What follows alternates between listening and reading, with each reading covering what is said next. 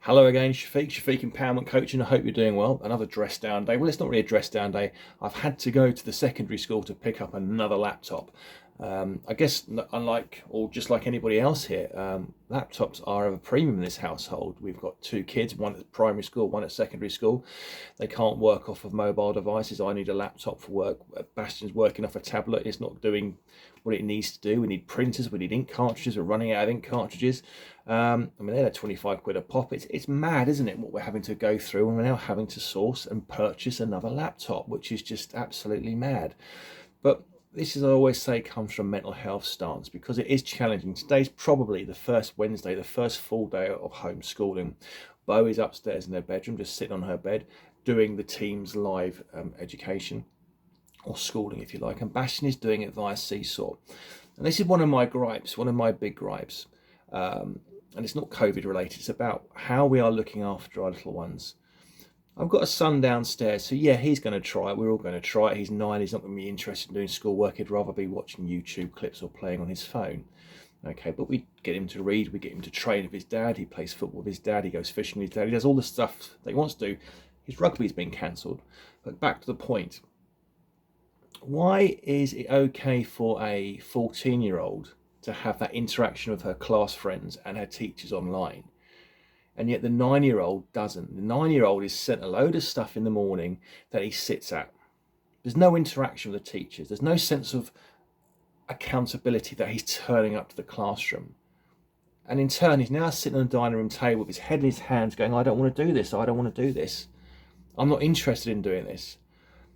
Surely if we were to be able to roll this out in primary schools, I won't name my son's school, but it'd make him feel better. It'd make him feel better getting up in the morning, seeing his teacher across the screen. He had a video message from his teacher today that made him feel great. He hasn't seen the teacher for like 2 weeks, 3 weeks now. And now he's sat at the dining room table with my wife, with his head in the hands going, I don't want to do this.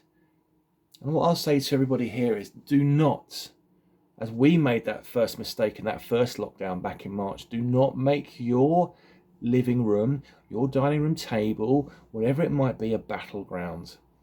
Okay, yes, he is trying to pull the wool over our eyes, I know, but I don't want to see my son or my children unhappy in my house.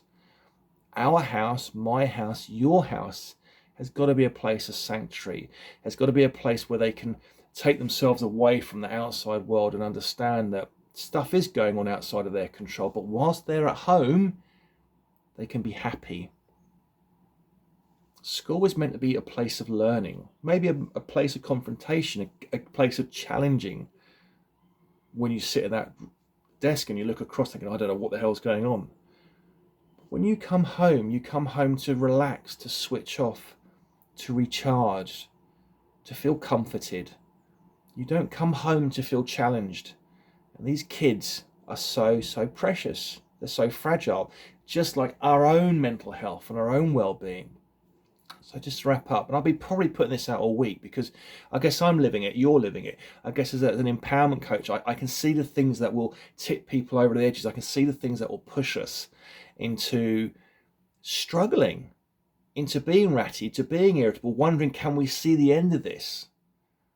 Okay, we're all learning this, we're all going through this. And when you see your children struggling, you're like, well, this is not how it's meant to be.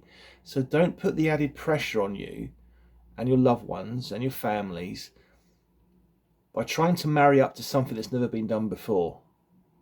We know our kids better than anybody else. We know what works for them. And I'll just say, I'd love to hear your comments on this.